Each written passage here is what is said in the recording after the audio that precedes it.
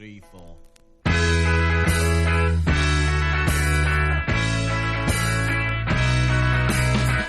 I'm not the kind of guy who likes to play Big Brother, but I've just seen your date outside. He's with another. I saw you both come in, and clearly you're not meant for him. So please, please hold my hand. Hold my hand, yeah, yeah. Hold my hand, yeah, yeah. Hold my hand and I'll see you home. I want to tell you I'm in love with you completely. I'd like to take you far away from here discreetly. Our love was meant to be, and darling, it's a certainty. Oh, please, please hold my hand. Delicious. Oh my god, this is so good! That just seems unnecessary. So we didn't even talk about how Natalie Kahn? Good old NatCon. Madeline I Kahn. actually go to NatCon every year. Do you? It's just a really good one. He comes in... Shut up, Ariana. Jesus Christ, I'm Aaron. working on it. Yeah, when you get back to us though when that's fully fleshed out. But no, but how she was a fucking classically trained opera singer. Like, Madeline? yes. Yeah. Weird. Everything about her makes her hot. Yeah. I mean, she can hold her breath for a very long Yeah. time. That's... She said it. Still judging you. They're your friends. Yeah. Good call. She rolls downhill, Jason. Yep. That's very true. All right. You're at the bottom of the hill. Where all the Am I? shit is piling on top of you. That's disgusting. All right, well, that's a good note to start the song. I've been recording for a minute. Okay, everybody. Welcome to Comedy on Vinyl. With me this week is Ari Jarvis. Hello. Who's yawning. And Dan Gomiller. Hola. And this week, it's funny how, like, my brain's already getting sparked up talking about this, and I couldn't get it sparked up for Young Frankenstein because of Couldn't get anything up for because my boner was done. I don't know what I'm saying. But this is the Rutles. And the Rutles, of course, if you don't know what the Rutles is, it was Eric Idle wrote a documentary about the Beatles, basically, but they're called the Rutles. What year was it? The 1978 is what this album says. So I have the soundtrack here to the original songs. Eventually, they did what they called the archaeology after the Beatles anthology came out, and yeah. So, and I'm told there's a dissenting opinion in the room, though, Ari. Indeed. Ari, and we'll start with why Dan and I love it, and then I actually would want to. I do want to hear why what you don't like about it, because I'm absolutely open to that. Dan, why is Ari wrong? Well, I like it just because I think I'm a big fan of like band parody type things in general. I just really And yet he enjoy hasn't it. seen Spinal Tap. I haven't really watched all of Together either, but I really like the idea. That's the thing. I've never finished one. I haven't watched them, but You know, I've never had. I had a small bite of ice cream once, but you know, I love the idea of it. I love the idea of ice cream. Frozen milk. Fucking awesome. One of these days, I'm gonna have a cone. Jesus Christ, Dan, you are not the person I need. This is not helpful. I've already won the debate. Thank you. Well, I love it just because it made me laugh in high school. It's like, I don't know. Again, I am of the same mind where I do love band parodies and the idea of them, but I've actually seen them. So, and the key to this is the level to which they recreate the sound of the Beatles at a time when the equipment was still around that the Beatles could have actually been recording on, whereas when they try and do that stuff now, it's usually not as genuine sounding. Yes, sure. Even A Mighty Wind, which I fucking love, the music is still sometimes a little too crisp, so... now, Ari, why are you wrong? I think my problem is that, for one, I was way too old when I saw this movie. Certain movies, unless I grow up with them, I just don't get into them. That's the truth about a lot of them. Yeah. And this was before Spinal Tap, though, right? Yeah, it was a couple of years. But I grew up on Spinal Tap. Okay. So, and I think I just felt like Yeah, I'm of the same mindset as your vice president, where it's like, I loved the Beatles, and it was at a time when I was like, don't make fun of that. Yeah. It was back when I didn't like that sort of parody. Sure. I think now listening to it, it's just too close. It's too exact. Like, when I listen to it, I'm like, oh, well, that's, ew, gross. Don't. Something happened, and Ari wasn't commenting and saying the Rutles are gross. It's something that... Yeah, well, oh, okay. No, when I listen to it, I'm like, oh, that's oh-blah-dee, blah-blah-da. Right. This is Lucy in the Sky. It was like, we listened to the archaeology, so we're not sure what's on the movie soundtrack. Actually, most of what we listen to is on there. Okay, good. But, like, certain things, it was just too close. Sure. And I'm like, yeah. It's not, to me, I was talking to Dan, where I'm just like, it's not the same level of creativity as, like, Mighty Wind. Oh, yeah, right. And we were talking about that, where it's like, I went into Mighty Wind hating a Mighty Wind. Yeah. And it wasn't until I was listening to the soundtrack over and over and over again that I was like, okay, I can appreciate this. It's not making fun of my stepdad's friends. Right. It's appreciating them. Yeah, and yeah. it's like, but we looked at those songs, and they aren't...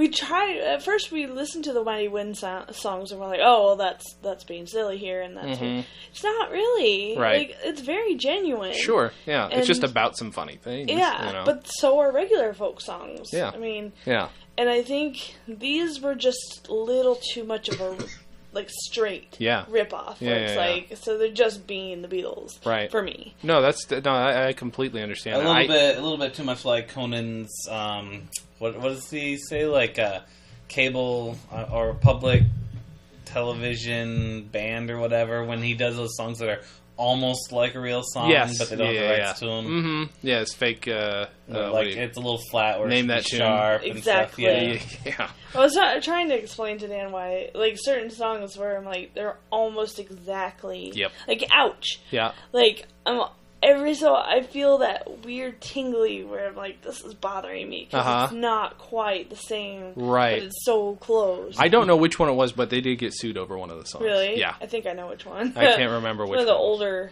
maybe parody of the older ones. Okay. And the thing is, I honestly, I think Spinal Tap's way better too. Yeah. But what this feels like to me is, in terms of history of comedy goes, it was the first to try this, and Sounds since like it's been done so many times, I've heard there's a British one that was done, a British mock documentary about musicians that was supposedly like came out before Spinal Tap or whatever, but nobody had heard of it. So okay, that's cool if it happened and did it first, but it didn't have the impact that Spinal Tap did, or even that this had. And Spinal Tap, followed in its footsteps, but it improved upon it like so much. Yeah. And their music is, again, I think. Doesn't sound specifically like one band like the Rutles is going to. But this one, I think for me, again, it's an age thing. Like, I first watched it when I was in my mid-teens, I guess, probably. I mean, you and I saw it at the same time. Yeah, okay. So that makes it 15 or 16 maybe, or 17-ish. And because I loved the Beatles so much, and this was about the time the what do you call it, the anthology came out. Like, I loved the idea that they were making fun of something that I loved. So it was the exact opposite. So I'm That's like, funny. and I recognized, and it's like, okay, this, and it's also like, oh, I can get this. I recognize this. Let's see what happens. And at the time, 78, the Beatles were so precious. They'd only broken up 8 years ago. They're still trying to get them back together. You know, it's only 2 years before John Lennon dies. But again, like, it's like, they're so, like, I think in that, it was kind of rebellious. And so that's, I don't know, the feel of it is funny in that. But yeah, I completely agree as far as this. The songs are like identical in a lot of ways, and he's a good songwriter, but again, it could have stretched it more in some. Yeah. You know, some of the archaeology ones I feel like are more of a stretch. Turned it a lot more into a style parody than than a off-key parody. Right. And oh crap, I forgot. Okay, sounds Something good. about. Never mind. One thing I like about the Rutles, is that as opposed to being like say a Mighty Wind and stuff, where it's following them around doing something, they created an entire false history for them. A whole archive. Is impressive. Yeah, that's I think one thing that I really like about that. That's like that I really appreciate about it is that you get that it's not so much a history to help support what's happening now, but the whole thing is a history, right? And it parallels, but is not identical to Beatles. Sure. And I mean, there's also something to be said for the fact that these songs, like, honestly, like, to talk about the album doesn't do the movie justice in that the movie just uses these to punctuate it, makes it easy for people to understand. They're like, oh, they're making fun of that with a different word. Okay, all you need is cash. Got it. Easy enough to understand. Mm-hmm. Like, and, you know, I mean, Eric Idle left to his own devices is nothing if not crass. You know?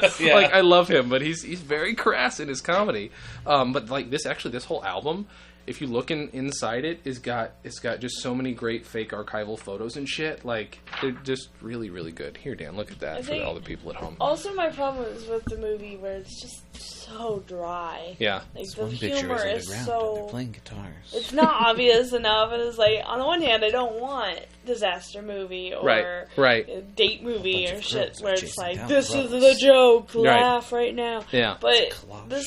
Shut up, Daniel. But it's just, I've watched this movie once all the way through, and then only since I've known Dan, which is less than 10 years, so it's like, then every other time we've tried to watch it, I've fallen asleep. Yeah. Because I'm just like, and I do like the idea of a false history. I do like the idea of, like, making a fake behind the music sort of documentary, but I think it's just too dry, and I just... Yeah. It's a little too British in that the other British, where it's like, I don't understand why this is funny. Yeah. You guys are much more on that. You've known more. I didn't get into, like, even Monty Python until my senior year of college. Okay, yeah. I didn't grow up with that. Sure.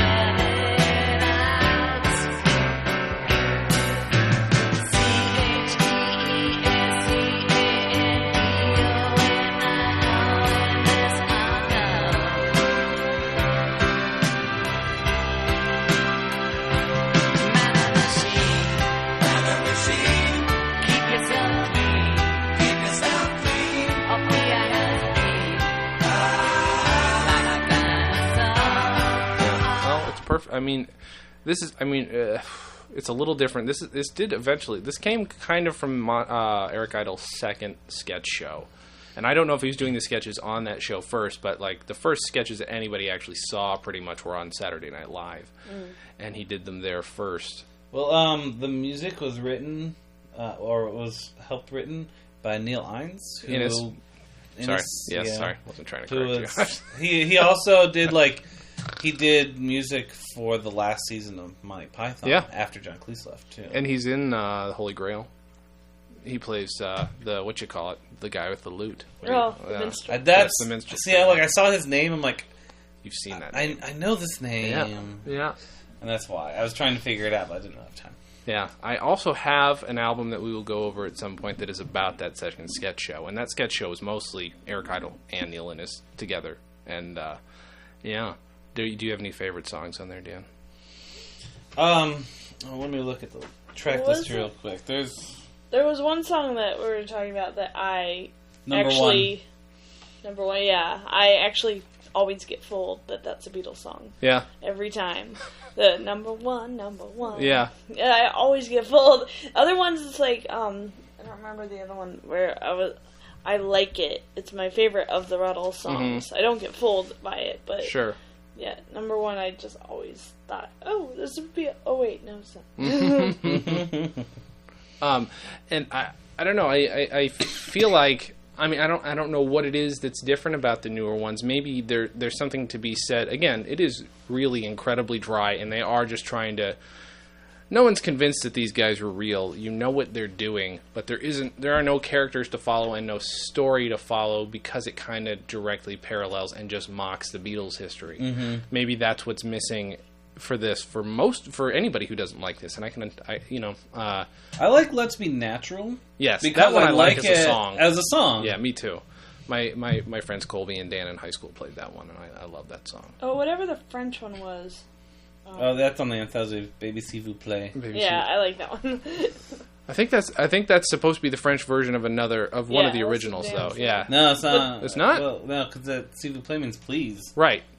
And that's not on here at all. It might be a French version. Can I see it? Real quick. Because he says, like, parlez-vous anglais, so, like, do you speak English and stuff? Right.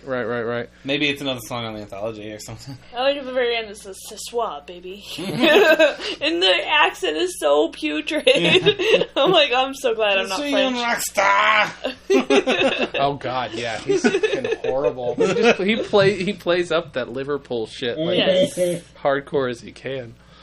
But his John Lennon, though, is pretty damn good. Like, as far as, like, impressions of John Lennon go, unless you want to go to Peter Serafinowicz, who's got, like, the best amazing John Lennon I've ever heard, and the best Paul McCartney. Alan Arkin.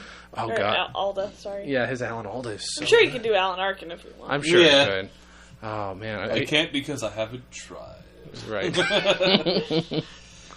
I think also I wasn't too enamored with the Rutles because I also grew up on watching Help and Hard Day's Night and Yellow Submarine, although Yellow Submarine wasn't technically, you know what I mean. Yeah. But I watched those where they're making fun of themselves. Yeah. So I didn't really need somebody else making fun of them. No, that makes sense. They do a better job, in my opinion. Yeah, I mean, the only stuff you really need to make fun of the Beatles is once John Lennon started getting so serious. And that stuff is really funny to me. Like when they make fun of Yoko and John and they're in a bathtub and shit in the movie. That stuff's great. Them getting addicted to tea makes me laugh. Like actual tea. That I like. And I think it is the later stuff. The early stuff is cute. It's like, okay, you set it up pretty well. And watching Eric Idle try to be a cute Paul McCartney type is really fucking funny to me, too. But yeah, and I haven't seen it in a while. But again, it's one of those, to me, to aspire, if you're going to aspire to anything in this, other than like a ridiculous amount of attention to detail, is specifically attention to detail in what they shot. Again, not the record, screw the songs. I mean, they're good and everything for me, but just the way that they recreated a lot of the old footage looks amazing, and nobody can do that anymore. And I'm not sure what it is. I think some of it's, they shoot it digitally, and then they're like, we'll age this later. They did some of that, I think, even in A Mighty Wind. They did a good job with most of the footage, I think. There are a couple times where it's like, it's a little off. It's also a little off because they're 60 and trying to play 20. But, and that's kind of funny. Yeah. But it's like, actually, this is a really good segue, guys. There's a thing, Dan and I have many times made like fake documentaries or fake documentary style stuff. Like we did a fake band called Rubber Chicken Knuckles. Yay. The websites are still out there for Dan. Again, attention to detail. We didn't make any music because Dan and I couldn't play music. Yeah. Dan and I can sing, but we can't play any music. I don't know I know the appeal for me was working on it. What about you? Like, I mean, I only did the website stuff for it somewhat. I had a lot of fun because it just started out as me just screwing around like, hey, I got a clip art CD. Oh, yeah, that's right. 50,000 clip. I still have that. I found it. Really? Yeah. Awesome. So I'm thinking about recreating some of the covers. You should. But I'm like, I've got 50,000 clip art images.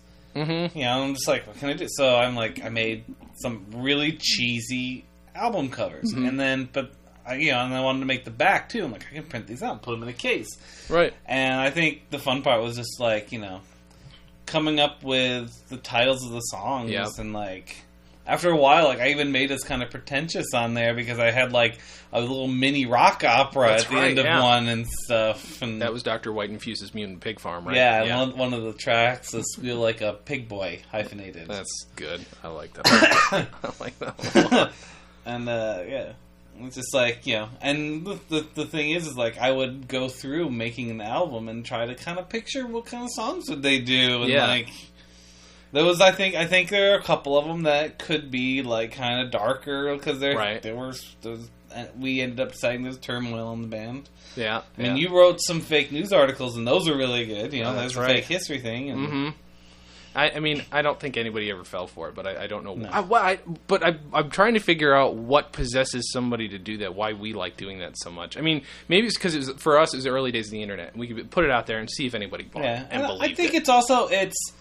It's telling a story without having to tell the story, per se. You know, you come up with all the different bits and pieces. Yeah. And so, like, you go to a fake webpage that has some news articles and it has the albums and some portraits, pictures, and then they're piecing together the story from that. So that's true. And if they get involved in it, then there's something much more rewarding. Because you look at it from the outside, like, you know... Let's say someone stumbles onto Mephistopheles' website. I don't know if they're still around or not. But, you know, it might still be up from, like, the 90s. And no one hears about them anymore. So all of a sudden you're like, whoa, there's this whole thing with these people. What was the story about them again? Who, Mephistopheles? Yeah. Is that what you're talking about? Or wait, I'm just saying, like, for example, let's say, in real life, because I don't think they're around anymore, but I think their website is still up, and it's still 90s stuff, so I think they're gone. So but, like, someone who's never heard of them before, they used to be big in the ska thing, before ska died. Yeah. And so if someone stumbled onto their website, all of a sudden they learn that there's a whole part of history and the world and social world that They missed. Yeah. It's just, it was there. And for someone, this was huge. Sure. And so when we create something like that, it's like we're creating something from the point of view of, this was a thing. Yeah. You missed it. Yeah. You know? And I think that's the thing. It's like it's probably why they call it that. It's like archaeology. You're discovering something and learning about it. And all you can learn is from what they give you. You can't go and talk to them or whatever. So deep. Right? Thank you, Dan. That's good. But I mean, and since then, I think, again, beyond that, I think it's easy to use the Rutles as a launching point for a lot of this. With the internet, you've got the ability to bury something and let people discover it just like that. Then it's like, okay, we're giving you something recognizable. It's just supposed to be a funny piece of work. We're going to put a lot of work into it, which is what I admire about this. But yeah, I mean, it's just getting me thinking more and more about every project you and I have done that's like this. We did Dirk Benedict, who, by the way, everybody, I totally forgot there was an actor on the A-Team called Dirk Benedict. You can please forgive me for that. But we would dress up Dan as a movie star character back when we were in high school. I took some portraits just because I was practicing shooting, came up with a character named Dirk Benedict, and I wrote a fake biography, like an A&E biography for him.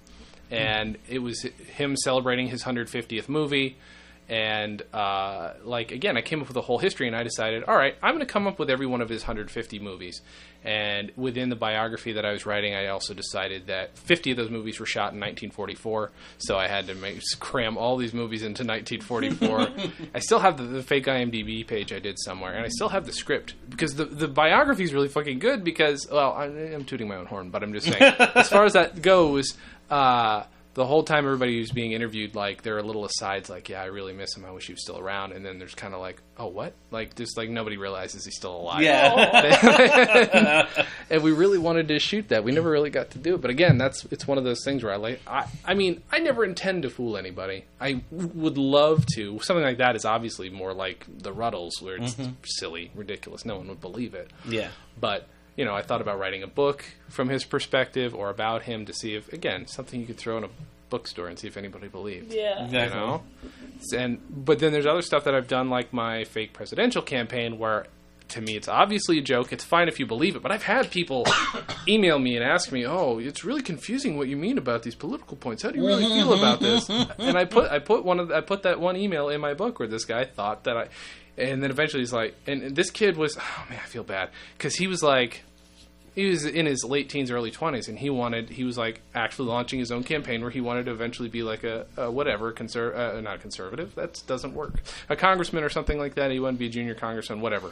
And he launched his own website and emailed me. So I looked him up after I responded saying, oh, I'm sorry, it's kind of a funny website. I wanted to play along. But I'm like, nah, it's a funny joke website. And he emailed me back saying, oh, I think I probably knew that or something. And I look, and then his website's down like a year later, and I felt bad. Like, did I destroy this kid's hope? Probably not. That's putting way too much stock rock in my own. Your own evilness. Yeah, right. But I don't know. I still love doing that. I'm not gonna ever not like making fake histories. That's why John Hodgman's stuff like appeals to everybody. You know, I can't read his books because I'm trying to write my own fake histories, and I don't want to steal anything from it. But I own them, and I want desperately to read them for that exact thing. Like you playing on real history and giving me this like sort. I know they're unbelievable, but at the very least, he gives you a launching pad. Yeah, something you can believe. Whereas science fiction is a totally, it's its own thing where it uses actual science, a concept to launch off of, not actual history. Yeah. I don't know why we got onto science fiction. I'm sorry.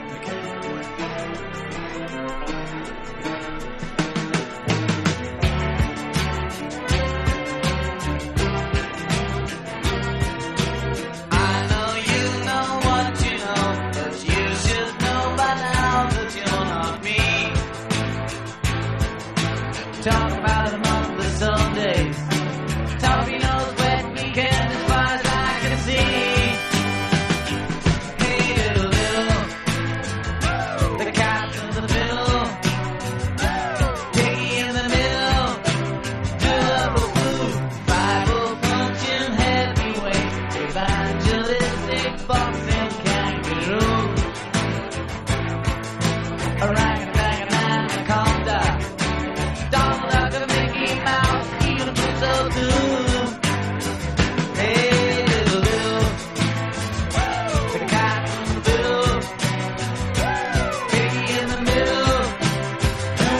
I was going to mention something. It's like there's a lot of science fiction things like Sliders that play with alternate histories. Right, that's true. And it's the same kind of concept because once you do whatever you do, from the point on, you're making it up. Right. Hoping that you're kind of calculating how the universe would work from whatever you changed on. Yeah. And it's the same idea, just a different impetus. And Quantum Leap is pretty similar in that it's like setting up, like, here's what really happened, Yeah, for actual events that would have happened. Like, it's so funny.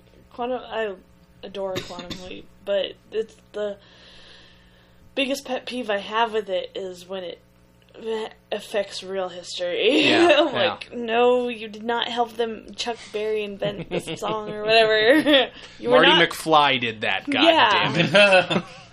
You did not, you were not Marilyn Monroe's chauffeur. Stop it. I didn't see that one. Oh, the worst one was, Hinckley. What was it? John Hinckley. Really? Where he leaps into, like, the guy trying to kill Kennedy. Oh, into Lee Harvey Oswald? Oh, yeah. Fucked up episode. I hated it. It was like Sam was totally not himself, and it was awful. Because wasn't he supposed to be sort of getting taken over by the spirit of Lee Harvey Oswald at the time, or something weird? I remember. I hated that episode. So it was like towards the end when Quantum Leap jumped the shark. Isn't that weird? Yeah, leap the shark. Leap the shark. He leaps into Jaws. I'm a shark. Fuck you. I'm a shark. It's really interesting. Like, there was one story that I listened to was about this guy, a coin collector, who had found all these coins were from like 1962 or 1930 or something, and it would have like people, like random candidates, people who'd lost, and so it was like it was money from alternate dimension or alternate realities. That's kind of cool. Which I thought was interesting. Yeah, he like the whole thing is like he doesn't know if it's from like tourists from other timelines leave it behind, or like when you lose your change, it actually falls through a crack of time and ends up elsewhere. I like that. But he's like got a huge collection of coins that he can never show anybody. I want somebody to make those coins. Right? That's really cool. That's a cool story. I like that. Yep. So late 70s, early 80s is when, like, obviously mock documentaries, whatever you want to call them, start coming out. Do you guys have a favorite? I mean, we're not talking about the Rutles now. It doesn't matter. Like, it's a subject matter that I like. I love mock documentaries. That is one that I like. I mean, I like almost all of Christopher Guest's stuff. Yeah. Just in general. Mm-hmm. He's really good at it. I'm one of the few people I know who likes Mighty Wind the most, and I don't know why. And I think it's because I love that music. I think I like Mighty Wind the most too because of the music as well. Yeah, I mean, I know Waiting for Guffman is brilliant. Don't get me wrong. I love Best in Show also, but I think I really like. Yeah, I would put Mighty Wind, Waiting for Guffman, Best in Show. Did you see the Community episode where it was like Heart of Darkness? No. It was very interesting. It was just last week. Really? It was about doing the documentary versus they kept saying Heart of Darkness versus Apocalypse Now. Yeah. So it was like interesting. That's funny. You know, all my film friends on Facebook are like, "Oh my god, they were making fun of documentaries." Like, how dare you? Well, no, they were happy about it. Were they? Okay, that's good. Because, I mean, and now it's become kind of a regular thing, obviously, on TV, because The Office, and then what you call? Parks and... Parks and Rec. Parks and Rec is kind of like that. Modern Family is more so, I think. Yeah, because they're more strict sit-downs and stuff in that, right? Yeah. They're actual sit-downs. And, I mean, it works. What's just so funny is, like, how, I don't know if you ever heard the story about, because... Ricky Gervais is in Christopher Guest's last movie, which was whatever the fuck it was called, For Your Consideration. And he said, "Oh, so am I going to have to improvise in this?" And Christopher Guest totally assumed The Office was improvised, which is so funny to me. I mean, this isn't, the Rutles thing isn't improv. It can't be, really. If you're going to make specific fun of things people have said, it just doesn't work. Exactly. And honestly, Christopher Guest, I think, doesn't appreciate how lucky he is in that he has good improvisers. Yeah. Those are really hard to come by. Yeah, believe me. But how long did it take him to amass this collection that he has? You know? Yeah, it may be the result of a lot of pruning on his part to get all these great improvisers. Yeah, it's true. And they write really good stories. Him and Eugene Levy are like I don't know, they come up with wonderful stories. I can't think of a mockumentary off the top of my head, but I really do like, brought it up before, but as far as false history, it's probably like World War Z. Yeah. And just that is really cool because it's after the zombie war. Sure. And so everything is told from like 15, 20 years prior. Yeah. It was, I guess, there's something about changing history and the idea that there are alternate histories. It's the same sort of thing as epistolary, and the idea of the world ending. It's just things that our brains like to latch onto, I think. And, what do you think of the upcoming World War Z movie, Ari? Gag me with a microphone. It looks awful. Stop it. Just like, Max Brooks washed his hands of it. Understandable. He did it before they even started. And it's like, as soon as I heard he wasn't part of it, I'm like, it's gonna suck. The problem is that there's so many stories. Yeah. It's a collection of stories. Right. And they're following a guy around. As soon as we listened to it, I was like, they have to do this on the History Channel, and they have to do a miniseries with each story being an episode, and they have to do it with a certain director for each episode. Right. And no, of course not. It's going to be like War of the Worlds. It's going to be horrible. Yeah, somebody is going to have to sort of pick up, have to do a movie like that after this one. I mean, it's going to make a lot of money, I'm sure, whatever. Oh, probably. But not from the fans so much. So somebody's going to have to do a good zombie documentary style. Yeah. I mean, I know that George Romero did it, but it got bad reviews, was it? Yeah. It wasn't done... it was done like Blair Witch. Yeah. It wasn't done like documentary. These are people who went through it. It was watching them go through they were filming a movie and then it was like Quarantine, but with zombies. Yeah. There's this weird freedom that comes with doing these alternate reality things or fake history things that I think is the same reason that people like to watch. Why most movies that are made now are based off of something else. You've got something recognizable that you're dealing with, but it tweaks it. Although a lot of movies tweak their books again way too much. But I don't know what I was going to say after that. Some words. What about When Harry Met Sally or... That's true. He's Just Not That Into You. Mm-hmm. Those are weird because they're doing these random vox pots, but... Yeah, they're a documentary. Yeah. But where the fuck was that camera the whole time? Exactly. Why does nobody know? Exactly. It's only this story, but then we have these random... interviews. He's just not that into you. He does the same thing. Yeah. It's like they just pull people and have them interview. I don't know. It feels like a really, thinking about it the way you're stating it, it feels like a really non-creative definitely. idea. But you still like it. Yeah. How else am I going to put this in here? I don't know. Make it a documentary interview. Okay. Because I think, and it's both Rob Reiner, but I think at the end of The Story of Us, they have a random interview, too. Oh, right. It's weird. It's like, Rob Reiner did Spinal Tap, so... Yeah. That movie, I think we talked about this before, does feel like an unofficial sequel to When Harry Met Sally. Oh, yeah, totally. And I guess that in that way it's appropriate, although Bruce Willis as Billy Crystal is a funny idea. But he's so good when he's funny. Yippee-ki-yay, motherfucker. Can we switch that? Can we do an action movie starring just Billy Crystal? Oh my god. Oh, Did you see the thing on, was it Funny or Die? The sequel to Harry Met Sally?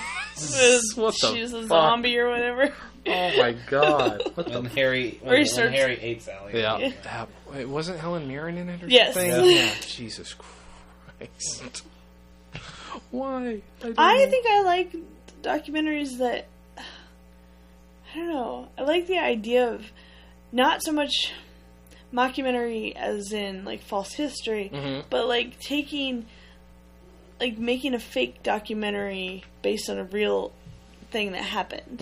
Like if you took a fake pretend like you have a film crew during the Civil War or something. Right. Yeah. Well, that's and that's what I've wanted too. And they don't really. The closest thing they've done is like, have you ever seen? Oh God, damn it! I'm sorry, I can't remember what it's called, but it's basically what if the South had won the Civil War. Oh yeah, that was boring. It was pretty boring, but I liked it. The idea of it. I wanted more from it. Sure. It's like he didn't want to push the envelope too much. Right. Even though he did in some ways, but in some ways, but it was like, I kind of wanted something more titillating, where it was like, damn, or something. It wasn't like that. It was like too political. Yeah, it wasn't as biting as it could have been. Yeah, that's very true. But that's would have been the difference if I'd have made that movie. I like it was also very, was it Left Wing? Right. Where it's like, I don't think it would be all or nothing the way they think. Right. But I kind of had to admit that it was pretty funny how they were like, the culture just went downhill after the North lost. Yeah. It was like all like minstrel shows and stuff. That was pretty good. But yeah, I do. I forgot about that one. Yeah. I wanted something a little more. Yeah. No, something biting, something funny. Again, it's not. It'd be more of a mock documentary in that sense. I'm trying. I know that there are others that are like that.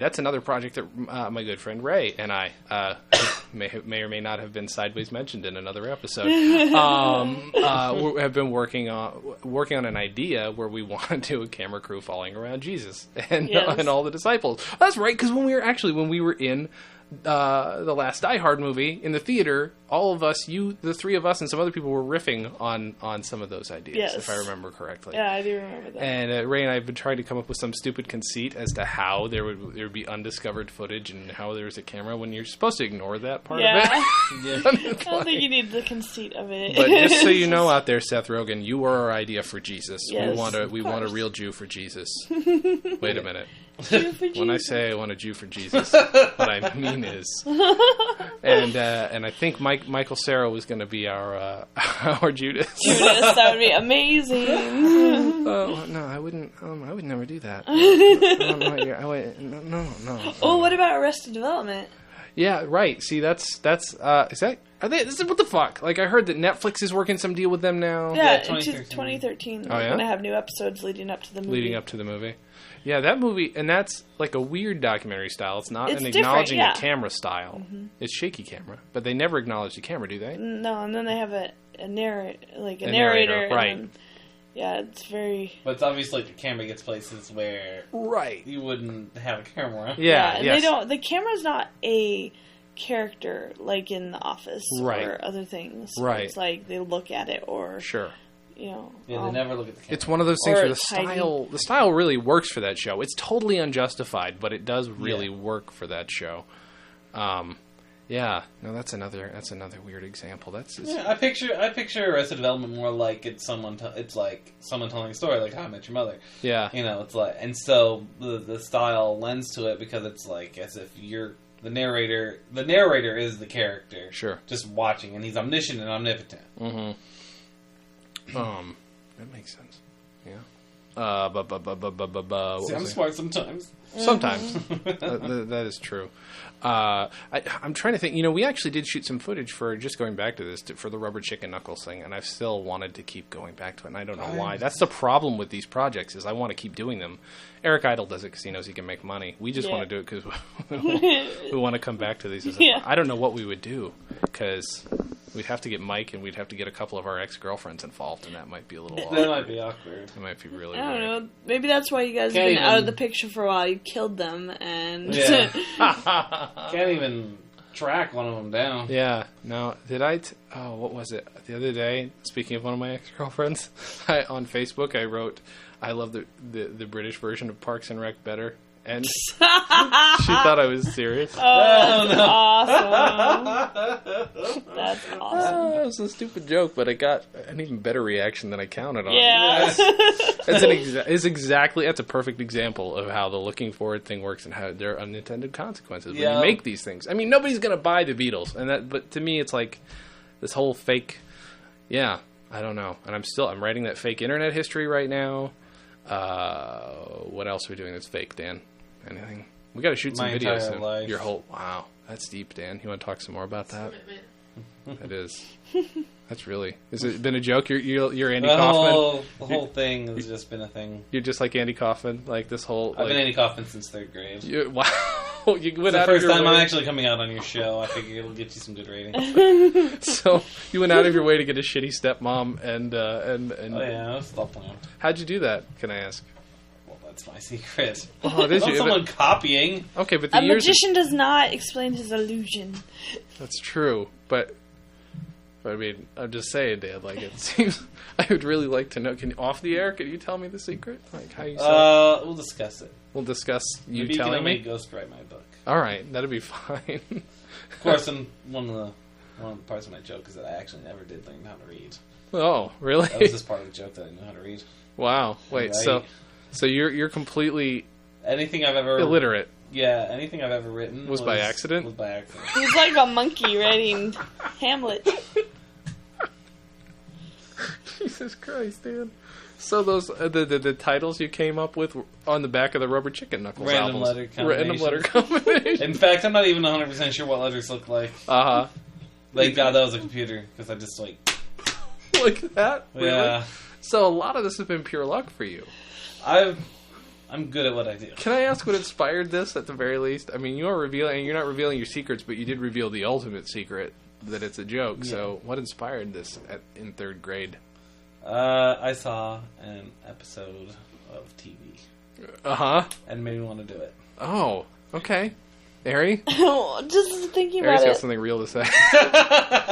The Rutles is probably one of the first mockumentary films. Mm-hmm. But look at, like, Bob Newhart and 2,000-Year-Old Man. Right. Those are the same, like, 2,000-Year-Old Man, Carl Reiner is interviewing Mel Brooks. Yeah. And he is kind of like, oh, well, I knew Jesus and stuff like that. And then, like, Bob Newhart is doing fake histories of Walter Raleigh. That's true. That's true. So it definitely goes back past that. Yeah. Something that we're all really interested in. And I'm sure anybody out there on the internet could correct me on what the real first movie mockumentary was. But yeah, I mean, those are good, really early examples. I wonder if there's like a 1940s one we don't know about. For all I know, there could Charlie be. Chaplin actually did one. Right? Yeah. a silent mockumentary. Yeah. Awesome. I mean, a lot of the first quote-unquote documentary films were staged, if that counts for anything. I mean, there's this film called... Like how Walt Disney used to throw lemmings off of a cliff in California because they didn't want to actually film them falling into the ocean. That's where the idea of lemmings jumping to their death came from. That's pretty fucking funny. Lemmings don't jump to their death. They just overcrowd and fall. But they're still retarded. Thanks to Walt Disney, everyone thinks that lemmings launch, but instead they were just throwing lemmings into the ocean in California. Yeah. Walt Disney's a lemmings were in California? No, they had to get them. They brought them. They imported them. It was in Canada they shot that. It was in Canada they shot. But lemmings still aren't from Canada. They had to import lemmings and throw them into the ocean. To be fair, Walt Disney had been told that all lemmings were Jewish. That's how things go. Well, I heard differently than that. I just heard that he circumcised all of them, then threw them off. It's kind of a cock. He really was. You're Christian now. Now jump. That's their baptism. That's a misunderstanding. Baptizing lemmings. Oh, they can't swim. Oh, that's unfortunate. We might need to flip this one into something. Keep throwing. Committed, if nothing else. Right. Like in the oblongs. You were up all night circumcising ants. That's not crazy. That's hygienic. Shit. I was elsewhere. I was going to say something else. I totally forgot what I was going to say. But yeah, I hadn't thought about the 2,000-year-old man as mock documentary. But it is. You just had a little bit of an aneurysm there. Mm-hmm. That is what I do. Aneurysm all over the place? Mm-hmm. So I don't know. Dan, final thoughts on the Rutles? Good, sir? A++ would listen again. Your Yelp review? Ari? How was the service? I don't think other than that. Uh-huh. Yeah. You're allowed to not like it. I'm glad that they introduced the genre, but I don't think I'll ever be like, woo, Rutles. Well, you know, it's funny. I actually cringe every time Dan is like, let's watch the Rutles. It's funny, though, that you say it, because there are people, and I disagree with them, who are like that about the Beatles. They're like, I don't like them, but Your dad. Really? Your dad looked like... I bought Blackbird Singing, the book of poetry of Paul McCartney. I was like... I mean, I was kind of seeing... older guy, see if I can bond with friend's dad. I was like, I got this. I was really excited. And he was like, I don't like the Beatles. Really? I've never heard him say that. There's one of two things happen. He likes to fuck with me, too. Yeah, that's the other thing. He loves to fuck with you because you're Dan's girlfriend, and he loves to fuck with Dan because he's Dan. Yeah. Okay, but... That was before I met Dan. This is when he dropped, early when I met him. I'm going to talk to him over Thanksgiving. I mean, Thanksgiving's already happened. Of course, he also told me that he was going to lock me in the barn because I liked It's a Wonderful Life. That is a family thing of ours, to not like It's a Wonderful Life. I secretly closet kind of like it now. I love that movie. But, I have to around my family say I hate it. So, well, that's what my family is like with Spielberg and Frank Lloyd Wright. I'm not allowed to say anything bad about either of those in my parents' house. Really? My mom Even and though Frank Lloyd Wright's things fall apart all the time? Oh, yeah. They're beautiful, don't get me wrong. Because Jim's dad was part of that whole clique. What? Yeah. He hung out with Frank Lloyd Wright? Yeah. And so I'm not allowed to say word one about him. All right. Even though Falling Waters retarded in the fact and you cannot change the furniture in the house. If Frank Lloyd Wright puts furniture in the house, that's all that can be in there is his furniture. He had this one table that he made with the chairs attached and lamps on all four corners. So you couldn't move the chair back. Bolted down, basically? Yeah, and people kept burning their arms on the lamps when they would eat. Okay. And also, he built a house for one of the guys, Neiman or Marcus, I don't remember which one, who are clothing and shoe salesmen. He built a house with no closets. That's the ultimate prank. You gotta... Yeah. He's totally either he's a lush and totally drunk all the time, or he's just a prankster. Wow, that is so funny to me. Wow. But yeah, I'm not allowed to say anything bad about Spielberg. So we just hope that you're not going to tell them to listen to this episode of this podcast. Whatever. I already tell them they're full of crap. Right.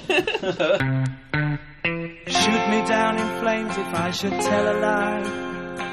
Cross my heart, I promise that it's true. I've been in love so many times before, but never with a girl like you. With a girl like you to hold and be beside. With a girl like you to fill my heart with pride and joy. With a girl like you, I know where I belong. With a girl like you, I know I can be strong. You know I won't bring you any pain. I won't run around again. There'll be nothing to explain. But yeah, like I know a guy, recently met a guy who's a really nice friend of Jeremy's, who just straight up, he's not a contrarian about it. He just like, I really appreciate what the Beatles did for music. I just don't like them. They're not my thing.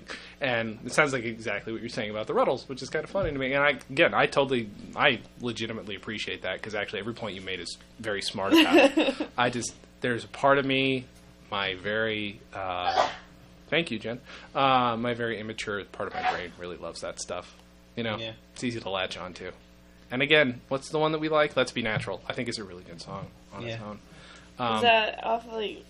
It's on this one. I know, but what is it a riff of? I can't recall off the top of my head, but everything we do is meaningless. Wait, no.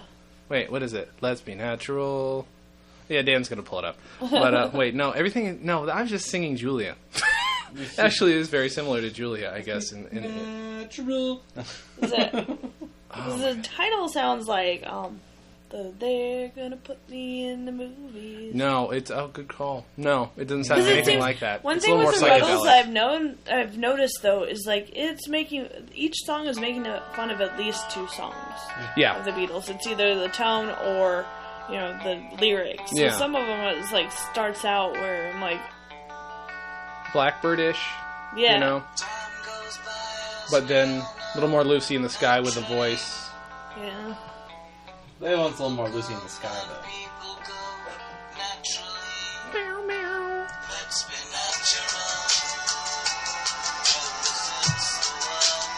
What song was that? There's just so many freaking times. It's hard to... Yeah. It's much more of I would say more of a style, like just general, this is Beatles, but than also, some of the other ones. I'm not of the mindset where the Beatles can do no wrong. Sure. And plus, they taught themselves. It's not like they're brilliant, or it's not that they're like perfect voices or music talent or anything. And I am the first to say I'm not a huge fan of George Harrison's sitar obsession. But like, and there are some songs. There's one song that I despise, where it's horrible, and it's like pretty much you're never going to get rid of me, and like you're stuck with me forever, and I'm going to cheat on you all I want, but I don't remember which song it is, but and I'm sure I'm putting more stuff into it than there really is, but he's a dick, and I hate the guy singing the song. I'm like, you're a cocksucker. But then, and I'm also one that I love Ringo's songs. Right. They might be. I do love in Walk Hard. They're making fun of the Beatles. Or was it also Family Guy or someone where they put his. I made a. Oh yeah. Put it on the fridge. I wrote a song about we'll put it right here on the fridge. Let's go back to Walk Hard for a second, because we will do an episode on that, because that is one of the few exceptions to the shitty parody rule now, because it's very Airplane, but still worked for me. Yes. Even with some of the dumb fucking jokes in it that I almost cringe at, for the most part, it's good, and the music is fucking great. Yes. Really brilliant. That's another one where that's a little more silly than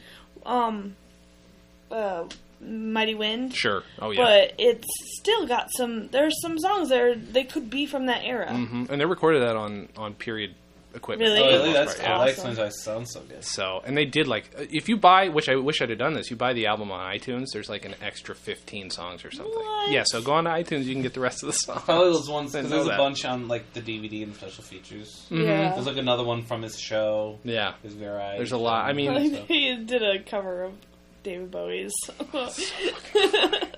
So funny. And because that's the thing. He did a cover of a song that's real, and I didn't think it was real. Right. I was like, what? Those are the worst Beatles in the world, though. In Rock Hard, awesome. it's so great, but so bad. But like the whole time, like Paul Rudd's just having fun with his bad accent. Could I get like old? Yes. Was Jack Black? Jack Black was supposed to be like Paul, right? Yes. I'm Paul McCartney. I'm the cute one. Oh my god. Yellow Submarine, all the Beatles are voiced by one dude. Really? Yep, and he was on a show called on a pretty funny, pretty popular British sitcom in the 80s. My mom and I used to fight about that. Well, we used to fight about two things with the Beatles. One, she was like, "Those are their voices." I'm like, "No, they aren't. Nope. Those are their voices. It's not even a good Liverpool accent. Right. Those are their voices." Shut up. And the other one is she swore up and down. Okay, I used to listen to Tiffany, and she has a few covers, and one of them is I think We're Alone Now. The other one is the dancing one. God damn it! Where I saw him across the room, and it's a Beatles song. Saw her standing there. Yeah, I saw her standing there. Okay. So she has these two songs, and I knew that I Saw Her Standing There was Beatles. Right. My mom used to fight with me all the time that I Think We're Alone Now was a Beatles song. No. I'm like, no, it's from the same era. You need to make her listen to this and let her know Jason says no. That is wrong, ma'am. That is absolutely wrong. But yeah, so it's funny. I think we're alone. Hold on, Bernie. This one's for you. Hold on. She also did a Bette Midler cover. What's funny is the top result is still Tiffany. Well, yeah. Tommy James and the Shondells. That's right. Yeah. Did you ever? Sorry, this is not at all, but does it have to do with music? Did you listen to any Bette Midler? As a kid? Music? I listened to a lot of really gay stuff, all. so yeah. I loved For the Boys. My sister and I watched that a lot. It is so straight. I like her music. It was actually my first CD. No. A Bette Midler CD? Yeah. Which Bette Midler CD? She's... Is it Bette Midler Sings? It's like a white background, and she's like drawn on it. Oh, that one. Yeah, that's like her first one, I think. I like Miss Otis Regrets. I don't know that song. And then I had the so soundtrack good, to you would Rose. love it. Oh, The Rose is really good, too. And After like this, my third one was Green Day, Jason will get to listen to that. So you went from Bette Midler to Green Day? Yeah. Holy shit. Well, it's way better than my first CD, which I think I've explained before. Was I went from Beatles to... TLC single. My first CD... Reba McEntire. Really? Oh, yeah. My first cassette was Let Your Dim Light Shine by Soul Asylum. He's the only cool one of the group. He is. As far as music goes. I honestly do not remember what my first compact disc was. Outside of Insane Clown Posse, Dan is way hipper than the two of us. Dan's a big juggalo, aren't you, Dan? I am a juggalo. And the great Jen has some Faygo in... Jen has some Faygo in the fridge. She does. Boy, fucking Christ. Fucking clown. I know, I've been thinking about getting some Faygo just because I'm like, I always heard them talking about it. Well, we got some once on a trip, remember? I do not remember. Faygo Red Pop is delicious. Is really good. They have it at Bevmo. I'm sorry, guys. This is like becoming an advertisement for products. Go ahead. Aries on track. Well, Yes? I always liked Eric Idle's songs the best. Mm-hmm. Yeah. General. Just as far... All right, I love you too, sweetie. We are going to do Monty Python Sings eventually, and a lot of those are Eric Idles. Oh, yeah, we fucking know. great songwriter. So many songs. And just a good singer. And he was good in Quest for Camelot. Was he? Mm. Wait, what was Quest for Camelot? Cartoon. Him and Don Rickles were the two-headed Christ. dragon. Jesus Christ. It's the movie I first got vertigo to. Wow. That must be quite a memory for you, Sounds like Dan. a euphemism. You got a little vertigo? Yeah. Looking up like that with the guy staring down at him. Yeah, that must made him a little dizzy. Whoa, all right, that's a note to end something. I think so. I think we're done here. All right, everybody. Thank you for listening to us talk about... You know they can hear everything. You edit, right? I do now. Thanks for listening to us talk about the Rutles. It's been Jason Klum and Ari Jarvis. In the past hour. And Dan Go-Miller. Thank you. Everybody have a good thing, and Jesus Christ, I'm sorry. You should end every episode. I should.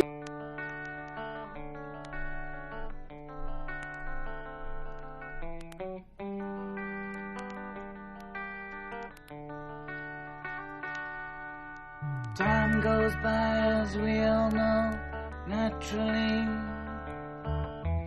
People come and people go, naturally.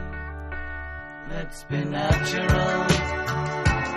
Ever since the world began, let's be natural. Every woman, every man, let's be natural. Has followed nature's plan, let's be natural.